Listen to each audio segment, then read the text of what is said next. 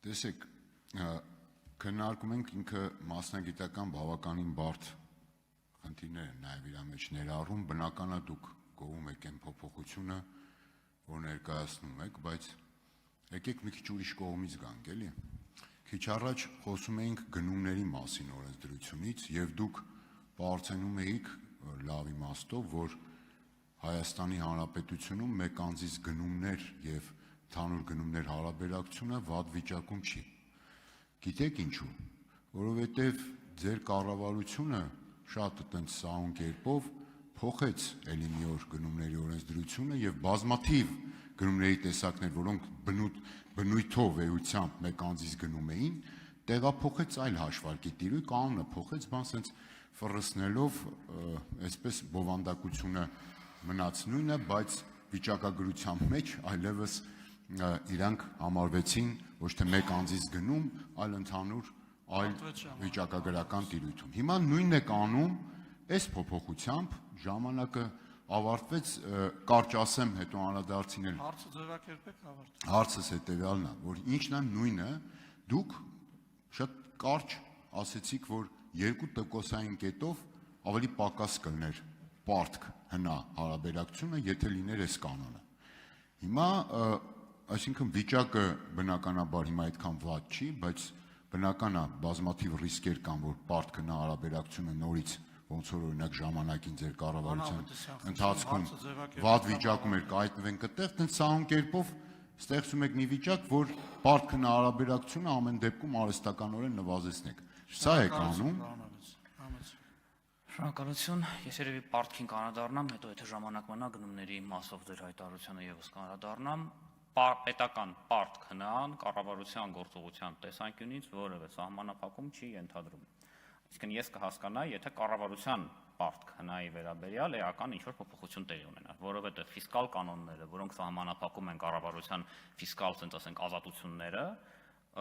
գործում են կառավարության պարտք հնայի կանոնների պայմաններում եւ այնտեղ ասել, որ այդ հենց 0 ամբողջ բանն էր, որը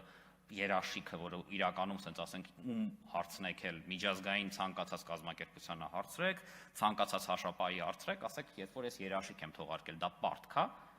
Ձեզ կասեմ ոչ, դա պարտավորությունն է, բայց պարտք դու ուղղակի իրավունք չունես դա սահմանելու, որովհետև դա աբսուրդ է ուղղակի։ Հիմա մեր մոտ մենք դա հանում ենք, դրա համար էլ լրացուցիչ դրույթներ ենք մտցնում, որպեսզի երաշխիքները սահմանափակվեն։ Իսկ գնումների մասով նման բան չկա, միակ բանը ինչ որ դուրս է եկել, դա այն ծառայություններն էին, որոնք նպաստ էին փաստացի։ Մենք մարդուն նպաստ էինք տալի, բայց ձևակերպում էինք գնում, այսինքն դուք էիք ընտրում որտեղ սպասարկվեք, հա, առողջապահության տեսանկյունից, բայց չգիտես թե անունը գնում էր։ Մարդն է ընտրում երբ որ, ու որում մեկ անձից, այսինքն դուք մեկ անձից գնում եք իրականացնում, երբ որ գնում եք հիվանդանոց, պետական հիվանդանոց եւ ստանում ծառայություն։ Արձագանք։ Մենակ այդ չէր այլ թեմայա կքննարկենք, այնտեղ բազմաթիվ այլ փոփոխություններ կար, ինչ վերաբերում է, այո, կառավարության պարտքը նա հարաբերակցությունը որ նվազում է։ Տեսեք, խնդիրը ինչի է, որ հիմա 0.15%-ային կետով ավելի պակաս կլներ։ Խնդիրը այն է, որ այս փոփոխությունով դուք ստեղծում եք հնարավորություն, որ ստեղ հնարավոր դառնա մանևրել։ Իսկ մենք տեսել ենք այդպիսի հնարավորությունները ոնց է ճարպկորեն օգտագործում ի վնաս։ Հիմա ինչ վերաբերում է կոնկրետ այս նաև նախագծին, ասում եք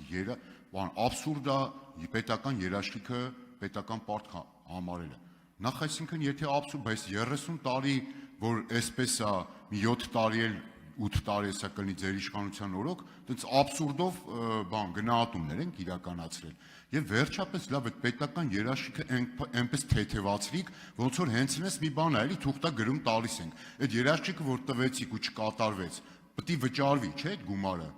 Ում հաշվին։ Ձեր չէ, հանրության միջոցների, ոչ թե ձեր գրպանից պետք է վճարեք։ Ինչ տարբերություն։ Ինչ տարբերություն է, դա էլի պարտք։ Կարող եք արձագանքել, եթե Շնորհակալություն, կարճ ուղղակի նորից, որ 30 տարի այդպես է, հենց տրամաբանությունը այն է եղել, որ եկեք իրան պարտք համարենք, որ քիչ թողարկենք, զգուշ լինենք եւ այլն եւ այլն եւ այլն։ Բայց նաեւ օրինակ եղել է սահմանաչափ նույն օրենքում, հա, որ երաշխիքները հնայի 10%-ից ավել չլինեն։ Մենք շատ ավելի դաժան կարգավորում ենք տալի։ Մենք ասում ենք, երբ որ պարտքը 60%-ից անցնում է, հանկարծ չգնաց երաշխիքներ թողարկելու։ Մենք ասում ենք պայմանական պարտավորությունները, որ այս պետությունը բազմաթիվ պայմանական պարտավորություններ տարբեր պայմանագրերում 2000-ականներից սկսած իր վրա վերցրել է, ու չի ասել ազգային ժողովին ու հանրությանը չի տեղեկացրել ու մենք նոր ենք սկսել դրա մասին հաշվետվողական լինել, ասում ենք հանկարծ չգնաց նույն բանը անես, կգաս կզեկուցես դրա մասին, եթե նման խնդիր կա։ Մենք հաշվետվողականությունը էականորեն ենք բարձրացնում։ Եվ դրա համար ասել, որ սա բերվում է նրա համար, որ մանևր ստեղծի, հակառակը սա բերվում է նրա համար, որ այն մանևրները, որոնք ժամանակին արվել են ու ոչ միշտ են իշա Հայաստանի Հանրապետության արվել, գոնե թափանցիկ արվեն, որ գոնե այո, ընդդիմությունը տեսնի կանխավ պետությունը ինչ է փորձում արածը լինի ու հարցերը բարձրացնի ազգային ժողովում, որպեսզի հնարավոր է լիքը պայմանագրեր, որոնք վատ պայմանական պարտավորություններ ունեն դեպի պետությունը, չունենային այդ պարտավորությունները։